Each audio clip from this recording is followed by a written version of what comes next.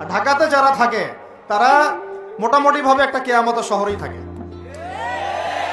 কারণ এখানে এমন কোনো পাপ নাই যেটা হচ্ছে না, এমন কোনো পাপ নাই। একেবারে প্রতারণা দিয়ে ভর্তি উপর থেকে নিচ পর্যন্ত। এই শহরে প্রথম যে জিনিসটা উঠে গেছে এটা হচ্ছে বিশ্বাস। কি উঠে গেছে? দ্বিতীয় উঠে গেছে আমানতদারিতা। বিশ্বাস উঠে গেছে, এখানে নাই। আমানতদারিতা নাই। কে কার উপর দিয়ে টক্কর দিতে পারে, এটা হচ্ছে আমাদের এজেন্ডা আর কি।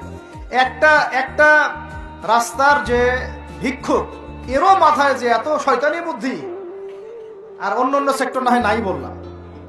এই বিশ্বের সার্বভৌমত্ব চলতেছে জাতিসংঘের। কার? এই বিশ্বের রাজনৈতিক মোড়ল জাতিসংঘ।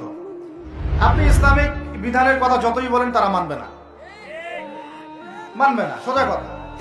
আপনি যদি বলেন কোরআন এবং হাদিস এবং সর্বশেষ নবী মুহাম্মদ সাল্লাল্লাহু আলাইহি ওয়াসাল্লাম আমাদেরকে এইগুলো দিয়ে গেছেন, আল্লাহ পাক এইগুলো নাজিল করছেন, আসেন এইগুলোর আলোকে বিশ্ব করি, ওরা মানবে না। বরং ওরা আপনার উপর যুদ্ধ ঘোষণা করবে। কি করবে? এ হচ্ছে এই বিশ্বের সবচেয়ে বড় তাগুত।